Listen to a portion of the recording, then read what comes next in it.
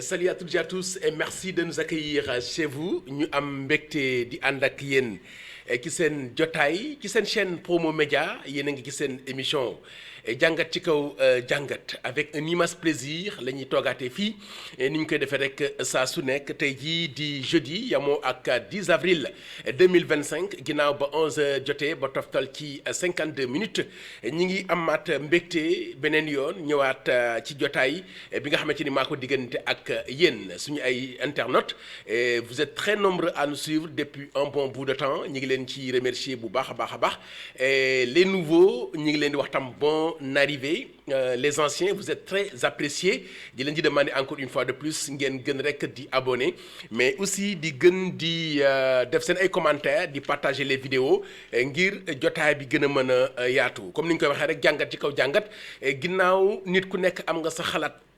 xalaat bi nag dafay nekk lu bari buñ ko tegee ci objectivité ci réew mi ñu bokk te mënuñu ko séddoo sama xalaat ak sa xalaat bu ñu ko boolee lépp rek ñu teg ko ci jiital réew mi jàpp naa ni que njëriñ rek lay mën a doon xaalis ku la ko may dafay jeex da nga koy jëndee ceeb bu dee Jóob nga sant wala nga jëndee ko dëwlin mais bu fekkee ni que xam-xam la wala xalaat la jàpp naa ni que day doon loo xamante ni day law te day nekk luy continuer banque ba la muy riis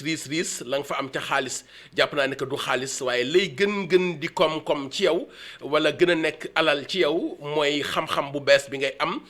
mooy aussi xarit wala nit ku bees ki ngay xamante ne moom ngay am te moment bi ay moment de rencontre la ay moment d'échange lay doon may joxe sama xalaat ci li xew ci penc mi yéen itam ngeen di mën a pare pour di jàngat bi nga xam moom lay jàngat ci penc mi loolu yëpp rek nekk xam-xam bu dul jeex boo xamante ne nii mooy ëpp doole bépp ci koom comme tey ñu ngi koy waxee rek tey jii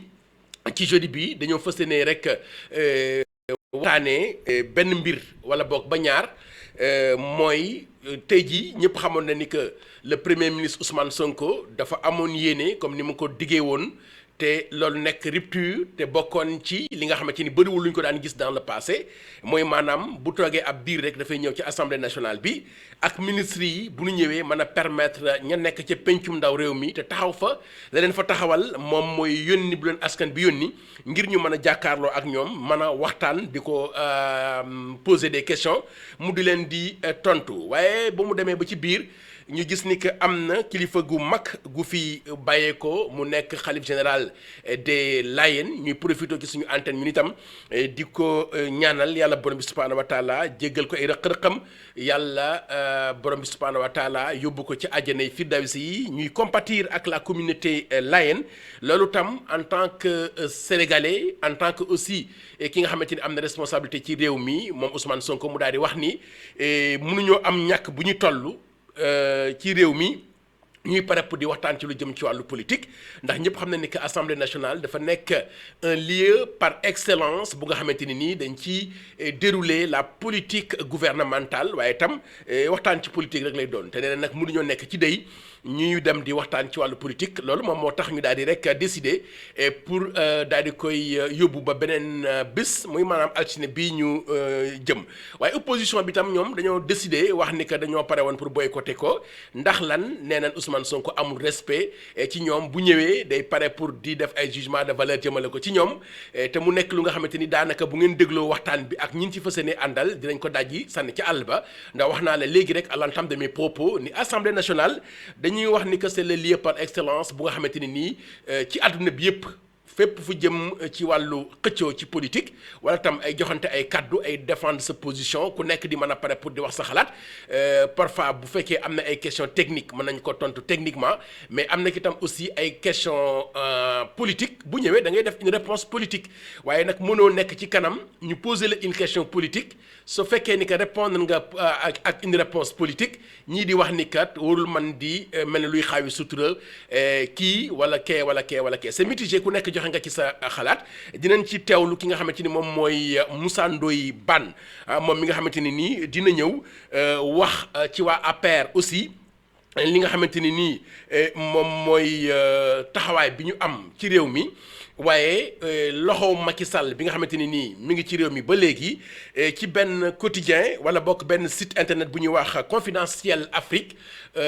am na nag beneen site bu xaw a nuroo ak moom di Afrique confidentielle boobu am na crédibilité ay journalistes professionnels ñoo ci nekk waaye ci jamonoy Macky Sall mën nañoo wax ni information leeral na te Moussa Ndoye Bane dina ko gën a fësal ni Macky Sall moom moo taxawal benn site boo xamante ni ñu ngi ko tuddee Confidentiel Afrique ay journalistes sénégalais ñoo fa nekk depuis un bon bout de temps jamonoy opposition ci ñoom Sonko ak Pastef ñoo daan tiré ci Sonko ñoo daan wax ba ci affaire Adji Sarr sax am na nationalité suisse ñoom ñoo ko bind ñoom ñoo bind aussi tam ni que Sonko waa Côte d'Ivoire ñi nga xamante ni ñoom am nañ joote ju leen doy sëkk ñoom nee nañ ñoo convoqué Sonko pour ñu mën a pare pour yamale ko ci place am ñoom ñi nga xamante ni pays bu souverain la Sénégal nekk pays bu souverain ku ci nekk am sa responsabilité doxal sa réew ñoom ñoo bind nee waa Côte d'Ivoire dañoo invité wala boo convoqué xam nga invité ak convoqué bokkul dañoo convoqué Sonko pour mu ñëw ñu yemale ko ci place am ñoom ñoo ko bindee loolu lépp nekk lu nga xamante ni teguwul fenn ci wàllu xam-xam waaye itam ci wàllu manipulation lay doon incha allah Moussa Ndoye Bane dina ci ñëw waaye itam ñu nemmeeku nii ginnaaw ba ñu wàññee ceeb bi gis ni que électricité bi wàññi nañ ko carburant bi ci fan yi dinañ ko wàññi gis nañ ni que Sénégal lu mu yàgg daan bëgg di am depuis très longtemps mooy autosuffisance alimentaire ñeel lu jëm ci ni ñuy dundee maanaam lii di soble ak pomme de terre mën nañoo wax ni fii ak atum yàlla li Sénégal di soxla pour dundee ko ci wàllu soble ak pomme de terre bay nañ ko fii mi ngi ci dëkk bi ba sax jëwriñ ji ñu dénk lépp lu jëm ci wàllu industrie ak lu jëm ci wàllu wu ni mel joxe na sax ab décret pour wane ni que importation ci lu jëm ci wàllu soble ak pomme de terre dootul amati ndax am nañ autosuffisance bu tollook benn at li Sénégal war di mën di jëfandikoo ci wàllu soble ak pomme de terre bay nañ ko fii ci réew mi mën a pare pour jëfandikoo fii ci réew mi loolu tam nekk information boo xamante ne nii Moussa Ndoye Bane dina ci ñëw Moustapha Mbaye moom fële 2A TV doon na fa def tam ab taxawaay bu am solo par rapport ak boycott bi opposition bi def rek ci jàkkaarloo bi ñu fas yéene woon a jàkkaarloo ak Ousmane Sonko incha allah dina ci ñëw waxee ni kat ragal la wala ñàkk a jël seen responsabilité ndax xam na ni que Ousmane Sonko barki dem boo Ndiaye dafa nekkoon minorité ci biir foo xamante ni nii lu mat 125 lañ daan doon wala plus de 120 contre moom donc su musaana ñëw ndegam ci jamono yi lañ ko daan daw te moom rek dafaa wéete woon waxuma laa nag tey jii te xam nañ ni que làmminam dammul ci poos boo ko woowee ci xam-xam mu wuyu la ci xam-xam waaye boo ko woowee ci politique saa bu la tontu ba dina xaw a am nu mu mel kon dafay mel ni ragal moo tax ñëwuñu beneen bi ki des mooy ñàkk respecté ñi leen votel muy population bi ngir ñu mën a dem représenter leen occasion bi ñu am pour war a mën a pare pour wax ak ñi jiite mu nekk loo xamante ni nii c'est une aubaine te dafa nekk sax cerise sur le gâteau comme ni ñu ko waxee nekk lu ñu waroon a mën a profité ndax bëriwul lu mu daan am wala boog su musaan di am sax dicté préparé lañ ko doon wax ndax question yi ñu daan posé sax dañ ko daan limité déjà dañ daan minorité bu nu musaan am minorité wala boog dañ daan minoritaire ba pare boole ci seen i question dañ leen ko daan préparel loolu amatul dañ leen di wax ñu am la liberté de poser question yu leen di neex ba pare boole ci li nga xamante ni moom mooy nombre ba ñu am sax te règlement intérieur bi moo leen koy permettre di nombre de personnes yi war a intervenir ak question yi la war a poser ñoom sax dañ leen di may plus te yenn saa yi ñu gedd ko te loolu lépp rek day wane seen inélégance waaye itam di wane ni que daal Sonko mooy seen problème waaye itam di wane ni que mënuñu ko gobee mënuñu ko accepter waaye di wane ni que aussi ñimew ñoo jàmmaarloo ak moom ci terrain bi nga xamante ni terrain politique la Moustapha Mbaye dina ñëw def ci ab jàngat bu am solo Mansour Diop aussi itam ñëw def benn chronique bu am solo ba tey rek ci opposition bi ànd bi ñu ànd te nekkul àndu dëgg ndax kat nee na lu mat juróom fukk lañ ku ci nekk ci courant ba nga féetee ñi ay socialiste lañ ñi ay démocrate lañ waaye seeni gëm-gëm nekkul benn leen dong lañ bokk mooy ñoom ñoo bokk àndandoo contre Sonko waaw nee na benn mbir rek lañ bokk mooy ki ñu bokk bañ wala ki ñu bokk mënuñu ko accepter te bëgguñu mu am jàmm nee nañ kooku lañ bokk ñoom bañ moo tax sama maam daan wax naan jotaay yu noon du wéet ndax ku mer rek wàlli ca yenn saa yi sax yéen ñi ànd mën ngeen a bañ a gëmante waaye mën ngeen a bokk benn objectif mooy ngeen bokk kenn ku ngeen contre kon da ngeen obligé yéen ñaar ngeen di ànd Mansour Diop ñëw na def ci benn chronique bu am solo ñëw na ba ci Antoine ki nga xamante ni mooy Antoine Diome ak recrutement yeen defoon ci yenn policiers yi nga xamante ne ci wàllu wi nga xamante ne nii ñi ngi gis ne que information bi defee la chronique la lu ki toll ak 312 yi nga xamante ni rek dañ leen seen contrat dafa jeex ak la ca am yépp incha allah dina ci ca ñëw waaye itam TFM ñëw nañ daal di itam jàngat li nga xamante ni nii moom mooy boycottu ñi nga xamante ni moom mooy opposition bi fële ci hémicycle bi waaye itam wax ni que dafa am benn coup politique bu nga xamante ni dafa dugg gars yi dañuy wax naan dugal nañ leen coup mooy occasion la boo xamante ni nii ñoom ak parti au pouvoir dañ doon war a mën a njëkkante pour kenn ku ci nekk am ci gain politique ndax jour bi nga xamante ni nii Sénégal nekk na ci dey ñoom waroon nañoo éviter di pare naan dañuy def politique donte sax ca bis ba toog nañ di def ay lixlaas ak yu ni mel di ñaan ak imam Wadji Sall Abdou Karim Sall nee na loolu def nañ ko waaye doyul ndax ñin jàkkaarloo li seen i wujju ñoom au lieu que ñu ñëw jàkkaarloo comme nañ ko décidé woon ak député yi fële ci assemblée mooy Ousmane Sonko dañoo wax ni que dañ ko fomm ndax kat am na jëwriñ ju nga xamante ni génn na àdduna dañuy compatir ak la famille Layène ñoom contrairement ñu gis ni que kat bi ñuy jàpp seen conférence de presse bi fekk na góor gi génnaguloon àdduna góor gi génn àdduna au lieu que ñu def comme ni Ousmane Sonko def waaye ñoom ñu pare pour ñëw di def politique loolu tam dina leen xañ benn gain politique waaye tam gis na ni que boycott bi nekkul lu opportun dans la mesure où occasion bu leen population bi yónnee et pour ñu war a mën a poser des questions ñu mën a pare pour d'accord loolu moom moo doon taxañ bi incha allah bu ne saa rek ñu daal di def développement bi.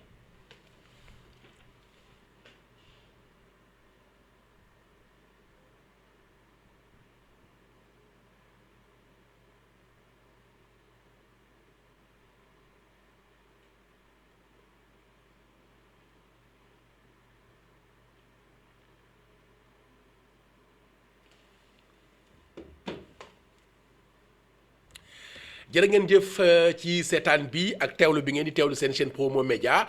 di ko démarrer rek ak ki nga xamante ni moom mooy Moussa Ndoye Bane comme ni ma ko waxee ñëw na